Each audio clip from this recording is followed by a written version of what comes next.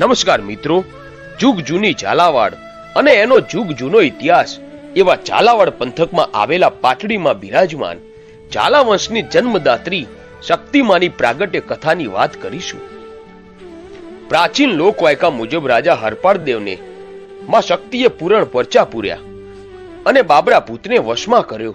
તેમજ એક જ રાતમાં જેમને 2300 ગામના તોરણ બાંધ્યા એવી જગત જનની શક્તિમાના ઇતિહાસની વાત કરીએ તો આજથી આશરે 800 વર્ષ પહેલાનો આ ઇતિહાસ છે. રજવાડાના એ સમયની વાત છે. ભગવાન શિવનો અંશ કહેવાય એવા રાજા હરપાળદેવ મકવાણા મલેસ્તોને યુદ્ધમાં હરાવીને એમના રાજપાટમાં આરામ કરી રહ્યા હતા. એ વખતે રાત્રે હરપાળદેવના સપનામાં એમના કુળદેવી મરમરા દેવી આવે છે અને હરપાળદેવને કહે છે કે દીકરા હરપાળ, રાજસ્થાનની ધરતી હવે તને જાકારો આપે છે. અહીંના તારા અન્ન જળ પૂરા થયા. તું હવે રાજસ્થાનની ધરતી છોડીને ગુજરાત તરફ જા. જા, તારા રાજના તોરણ માં સખત બંધાવશે અને નવખંડ ધરતીમાં તારું નામ અમર થશે. આ મારું વચન છે દીકરા. આમ સવાર થતા રાજા હરપાળદેવ 100 સૈનિકોને લઈને ગુજરાત તરફ આવે છે.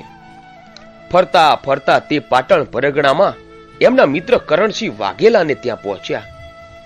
એ સમયે પાટણમાં વાઘેલા રાજપૂત વંશનું શાસન ચાલતું હતું અને કરણ વાઘેલા ત્યાંના રાજા હતા. એ દયાળુ અને પ્રજાપ્રેમી હતા. રાજા હરપાળદેવ પાટણ પહોંચ્યા ત્યાં તો કરણસિંહ વાઘેલાએ એમનું ભાવભીનું સન્માન કરીને ઉતારો આપ્યો.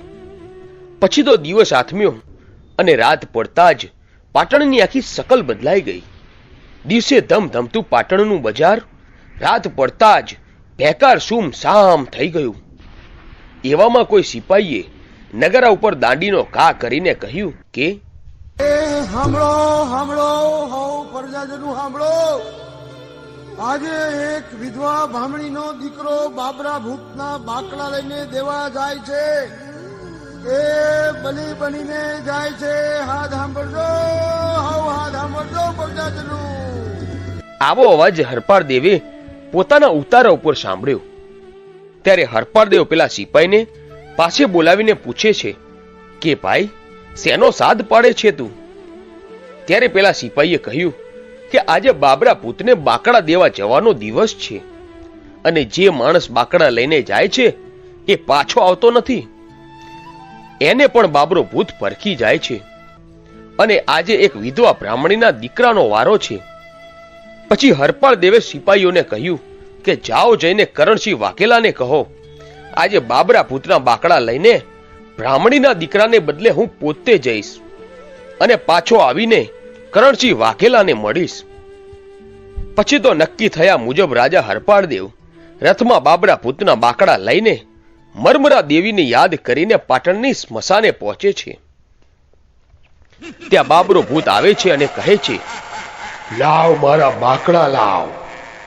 માણસ ગંધાય, માણસ ખાવ. બોલ, કોણ છે તું?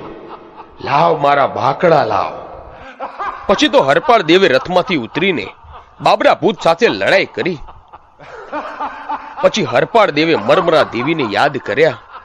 ત્યાં તો પાટણના સ્મશાનની ધરતીમાંથી એક હાથ બહાર આવ્યો. બાબરો ભૂત તે જોતા જ ડરીને એક બાજુ ધ્રુજવા લાગ્યો અને કેબી અવાજ આવ્યો, રાજા હરપાળદેવ, હું તને બચાવવા જોગણી આવી છું. તારે હવે મને ભોગ આપવો પડશે. રાજપૂત, મારો ભોગ લાવ. માંસ લાવ. રાજા, મારો ભોગ લાવ. હું જોગણી માંગુ છું. પછી તો કહેવાય છે કે રાજા હરપાળદેવની માતા પરીક્ષા લે છે. હરપાળદેવે તલવારથી પોતાના શરીરના ટુકડા કાપી કાપીને માતાજીના હાથમાં ધર્યા અને પોતાનું મસ્તક કાપવા જઈ રહ્યા હતા. ત્યાં માતાજી પ્રસન્ન થયા અને કહ્યું, થોભી જા દીકરા, હું તને મરવા નહીં દઉં. હું મરમરા દેવી તારી પર પ્રસન્ન છું અને માગ દીકરા, જે જોઈતું હોય માગી લે. પછી હરપાળદેવ બોલ્યા કે માં, આપવું હોય તો એવું આપો કે આ બાબરો ભૂત મારે વશમાં થઈ જાય. માતાજી બોલ્યા, તથાસ્તુ બેટા. આજથી બાબરો ભૂત તમારે વશમાં થશે અને તમે જે કહેશો એ બાબરા ભૂતને કરવું પડશે. આ માતાજીના કહ્યા પ્રમાણે બાબરો ભૂત હરપાળ દેવને વશ થઈ ગયો. પછી માતાજીએ બીજું વરદાન માંગવા કહ્યું. હરપાળ દેવ બોલ્યા કે માતાજી આપવું હોય તો એવું આપો કે મારે ઘેર શક્તિ પુત્રોનો જન્મ થાય. પછી માતાજી બોલ્યા, અત્યારે મારો અંશા અવતાર રાજસ્થાનમાં પ્રતાપસિંહ સોલંકીને ત્યાં થયો છે. હા માં. એને એક દીકરી છે, માં. એનું નામ સકતબા છે. હા મારી. પણ સાંભળો રાજા, મારી એક શરત છે, તો સાંભળો રાજા. જ્યારે હું જાહેર થઈ જાઉં માં. ત્યારે મારો અંશા અવતાર અને મારો સમય ત્યાં પૂરો થઈ જાય હા માં. અને તમારે મને કુળની દેવી તરીકે પૂજવી પડશે. ભલે મારી. આમ આખી રાત સ્મશાનમાં વિતાવ્યા પછી બીજે દિવસે રાજા હરપાળ દેવ પાટણમાં પગ મૂકે છે. ત્યાં તો આખા પાટણ પરગણામાં ખબર પડી ગઈ કે રાજા હરપાળ દેવે બાબરા ભૂતને વશમાં કરી લીધો છે. આ વાત સાંભળીને કરણ વાઘેલા ખૂબ જ ખુશ થયા અને હરપાળ દેવને કહે છે કે હરપાળ દેવ, તમે તો અમારા પાટણની લાજ રાખી છે, અમને બાબરા ભૂતના ત્રાસથી બચાવ્યા છે. જાઓ હરપાળ દેવ, આજ રાતથી કાલ સવાર સુધીમાં તમે જેટલા ગામના તોરણ બાંધશો એટલા ગામ તમારા. પછી તો સાંજ પડીને હરપાળ દેવે બાબરા ભૂત અને શક્તિમાની મદદથી એક જ રાતની અંદર 2300 ગામના તોરણ બાંધ્યા અને સવાર પડતા છેલ્લું તોરણ દીઘડિયા ગામ બાંધ્યું હતું. આમ હરપાળ દેવે એક જ રાતમાં 2300 ગામના તોરણ બાંધ્યા. એ વખતે પાટણ રજવાડાના ગામ પણ 2300 જ હતા. છેલ્લું તોરણ દીઘડિયા બાંધ્યું ત્યાં તો દિવસ ઉગી ગયેલો. માં શક્તિએ બાજુમાં નદીમાં સ્નાન કરીને અહીંયા વિસામો કર્યો, જે હાલ શક્તિધામ દીઘડિયા મંદિરથી ઓળખાય છે. આજે દીઘડિયા ગામમાં શક્તિમાનું મોટું મંદિર આવેલું છે. કરણદેવ વાઘેલાના પત્ની હરપાળ દેવના ધર્મના માનેલા બહેન હતા. એટલા માટે એમણે 2300 ગામમાંથી 500 ગામ કાપડામાં પાછા આપ્યા. આમ રાજા હરપાળ દેવ 1800 ગામના રાજા બન્યા. પછી તો માતાજીએ કહ્યા પ્રમાણે હરપાળ દેવ રાજસ્થાનમાં જઈને પ્રતાપસિંહ સોલંકીની દીકરી એવા સકતમા સાથે વિવાહ કરે છે અને ગુજરાત પાછા આવીને પાટડીમાં એમની રાજગાદી સ્થાપે છે. ધીરે ધીરે સમય પસાર થાય છે. એવામાં એકવાર હરપાળ દેવ બેઠા બેઠા વિચાર કરે છે કે માએ મને જે કહ્યું હતું એ બરાબર તો હશે ને, સાચું હશે કે કેમ, એવી શંકા જાગવા લાગી. એટલો વિચાર કરે છે ત્યાં તો શક્તિમાના હાથમાંથી અને પગમાંથી કંકુ ખરવા લાગ્યું અને કંકુનો ઢગલો થવા લાગ્યો અને માં શક્તિની અંદર સિંહણનું રૂપ દેખાયું. આવું રૂપ જોઈને રાજા હરપાળ દેવની શંકાનું સમાધાન થઈ ગયું.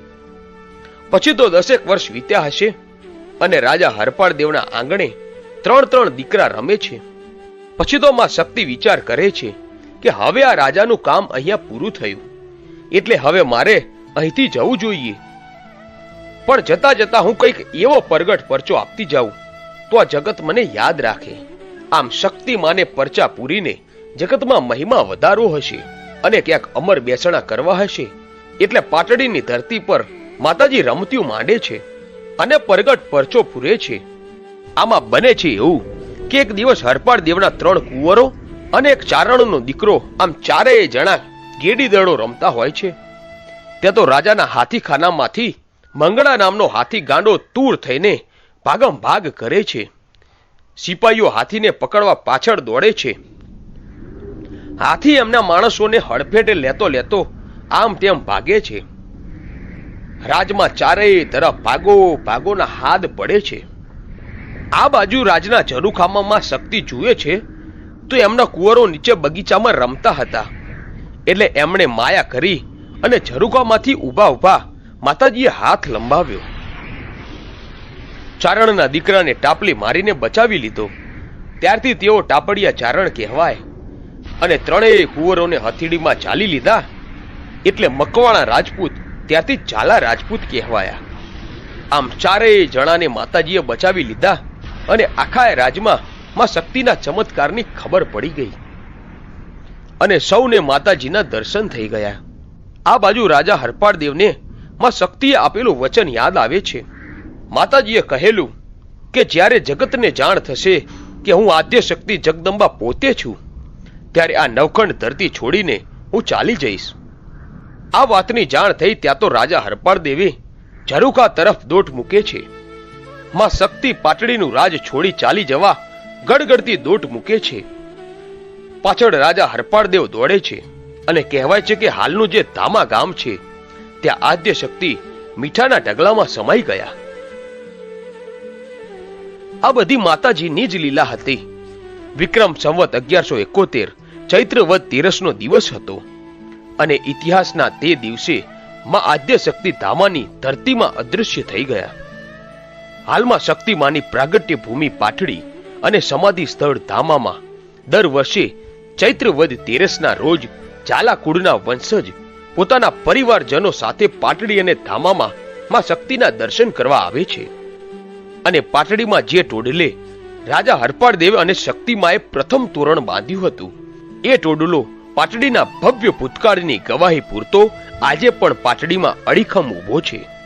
હાલમાં પાટડી, ધામા, દીકડિયા અને સનાળામાં શક્તિમાના અમર બેસણા છે અને ત્યાં હજારો લાખો માઈ ભક્તો માના દર્શને આવે છે અને જગદંબા માં સૌની મનોકામના પૂર્ણ કરે છે. તો મિત્રો, આવા જ વિડીયો જોવા માટે આજે જ અમારી આ ચેનલ A1 ગુજરાતીને સબસ્ક્રાઇબ કરો.